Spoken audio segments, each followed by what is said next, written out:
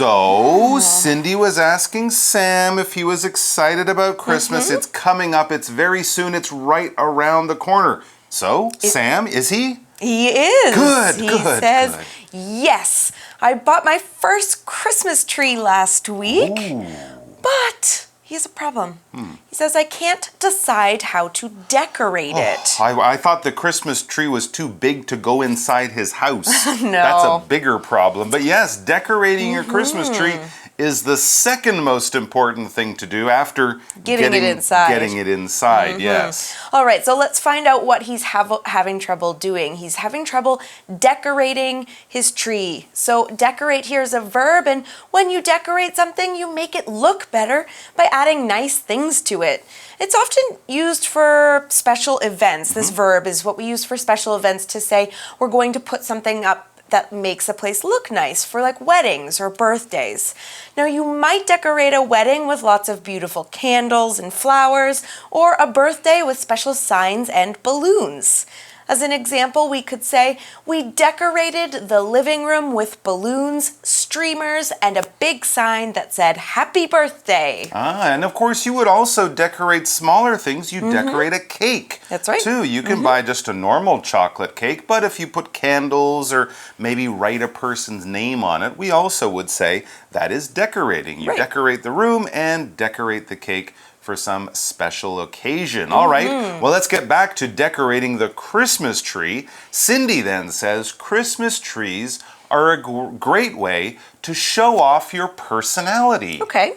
Well, that's an interesting way of thinking of it. It's not the way I've ever done it, but I like this idea. We just use the old family decorations. Yeah. But I guess it demonstrates our personality because we use things from our grandparents and stuff. But when you're showing off, if we use this phrase in this way especially, you're sort of showing things that you're proud of, okay? It's something that you think is cool or interesting, and you might want other people to notice it or comment on it, or just to know that it's important to you, all right? So, for example, you might show off the name of your favorite band by wearing a t-shirt with the picture of the band or something like that. It doesn't mean you're like super proud, I'm the greatest person in the world. No, that is being a show-off or showing off, but in other ways, you don't have to be so proud. You're just showing people what you like. You're showing them part of your personality. That's right. And this word here, this is a noun, a personality, and a person's personality is their character or the way they act, they think, or they behave towards other people. Now, we usually describe personality with adjectives. He has a mean personality. That means he's not a very nice person. Or he has a kind personality. That means he's very nice to other people. Here's an example sentence. Melanie makes friends easily because she has a fun, outgoing personality. So if you're talking about someone and then your friend says, well, what are they like? What's he like? What's she like? They're really asking what kind of personality, what kind of person are they? Well, Sam is now kind of surprised. He hasn't thought about decorating the tree as a way of showing off his personality. So he wants a bit more information. First, he shows that he doesn't understand by saying, huh? Huh is what you say when you don't really understand, especially when you're talking to a friend in an informal way. So, I don't understand. What do you mean? That's just another way of saying, please explain more. Well, luckily, Cindy has lots of ideas to tell him.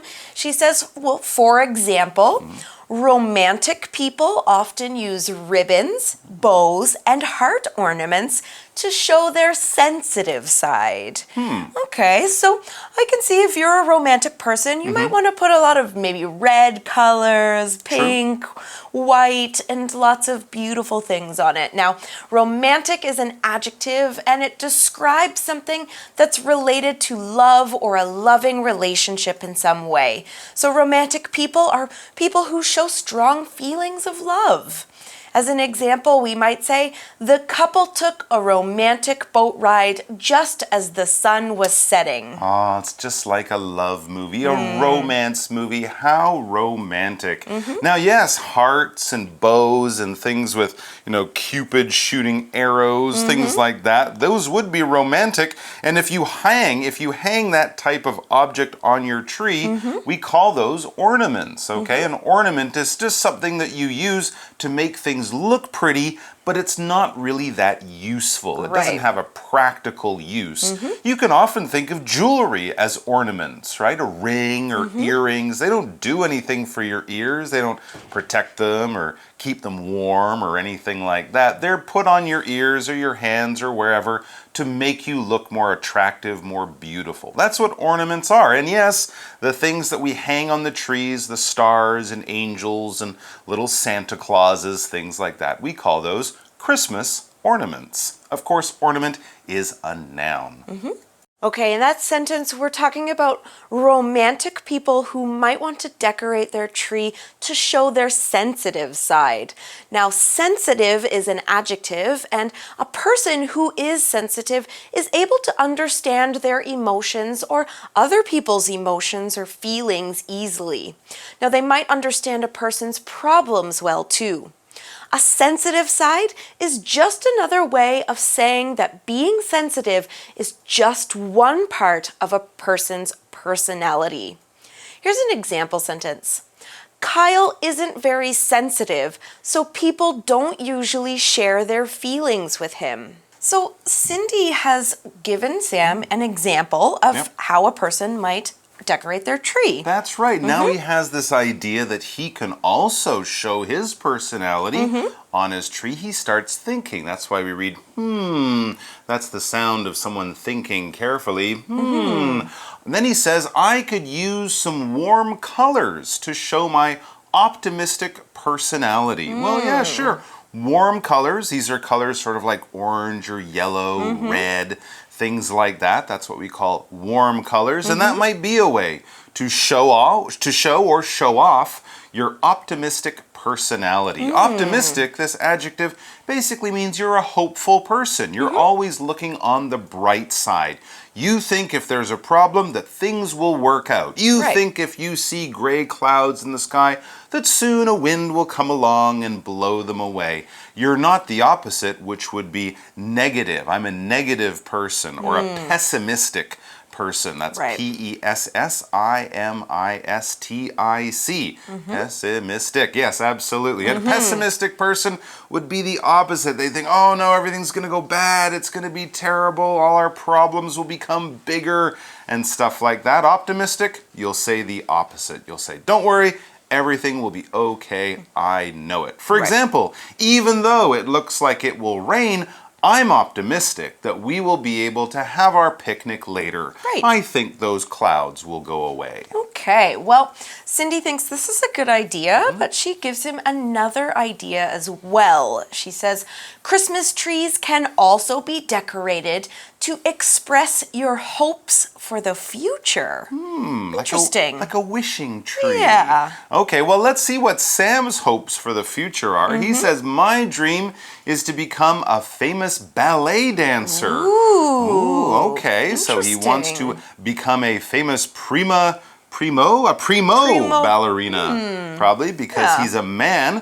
Ballet, yes, this is a type of dance. Ballet, of course, is a noun, but it's more famously known as a type of dance that is set to classical music. If you're wearing pointy shoes and a tutu and tights, and you're lifting the woman if you're a man, or you're spinning around gracefully if you're a woman or a man, you're probably a ballet dancer in something like Sleeping Beauty or Swan Lake, The Nutcracker, or my personal favorite, Coppelia. Oh, interesting. Love the ballet. I have seen Swan Lake, but none of the others. Swan Lake's actually one of the most boring.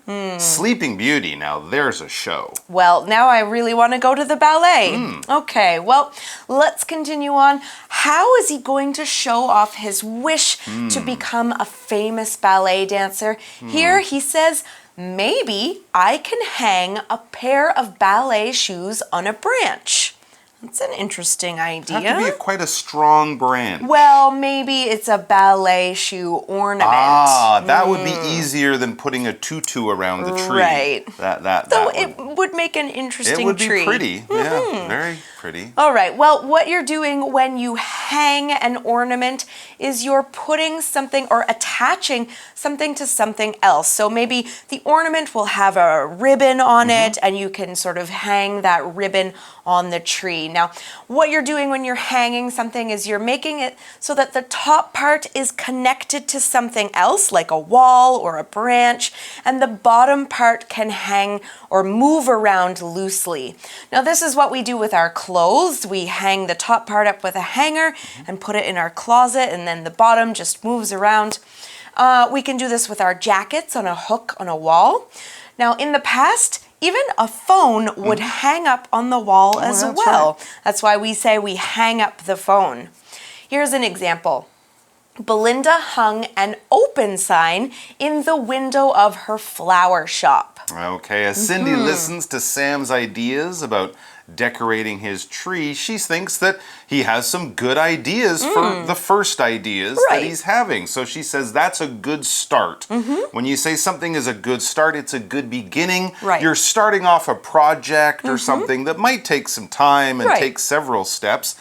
But this step is a good first step. That's a good start. Right. Okay, so he probably wants a few more decorations on the tree. Yes, just two shoes would look sad. Right. Do two shoes, maybe like an orange ornament or sure, something. We need a star. He wants to be a star. We need a little bit more. So Cindy says you'll need more decorations than just that, though. It's true. You actually need quite a few decorations to make a tree look good. Right. I'd say at least 30 or 40 if it's a normal-sized tree. So Sam has some collecting to do. He says, in that case, I'll head back to the thrift store later to buy more ornaments. It's a good idea. Yeah. You don't have to buy new Christmas ornaments as long as they're in good condition, and you might even find some really interesting ones in a thrift store and some used ones that, as I said, are in good condition. He began this sentence by saying, in that case. We use this phrase because we've just gotten a bit of maybe new information, and it's made us change our plans or come up with a new way of doing something. So if someone gives you information that forces you to change your plans, you hear it, you listen to the information, you think about it and go, oh, well, in that case, now that I know that, I'm going to do this. And the thing that you're going to do now might be slightly different from what you had planned before. Okay, so maybe Sam's situation has changed a little bit and he has decided to go back to the thrift store. Now, a thrift store is a noun and it's a second-hand store where you can shop for cheap clothes, furniture, and other household goods like dishes or books. Often, the money that a thrift store makes goes to a charity. Not always, but it's often used to help other people in need. And things are sold cheaply there, and they should be in good condition. So you don't always need to buy something new. You can just go to a thrift store to see if an older version is there. All right, so he's going to go to the thrift store, he's going to buy some more ornaments, then he's going to decorate his tree. That's right. Once he gets his shopping done, he'll take everything home, put it up on the Christmas tree, and then of course, enjoying a Christmas tree by yourself is completely fine. Yeah. But if you want to have your friends come over and look at it, go, ooh, ah, so pretty, what a nice tree, that's fine too. And that seems to be Sam's idea because he asks Cindy, do you want to come by my place tomorrow to see it? Or in other words, do you want to come over to my house or my home tomorrow to see it? And is she interested? She says, sure. Of course. I'll stop by at lunchtime. All right. They'll have a bit of Christmas cheer, maybe a couple of Christmas cookies, and admire his lovely, lovely Christmas tree. So, shopping though. Remember, he's got to get that shopping done. That's As we read, it says, Cindy leaves and Sam walks to the thrift store. Shopping away. Looking for all the best ballet dancer themed Christmas ornaments. Okay. Good luck with that, Sam. Yeah. All right, well, we've gotten to the end of today's article. We're going to finish up today with our For You chat, and we'll find out more about Sam's tree tomorrow.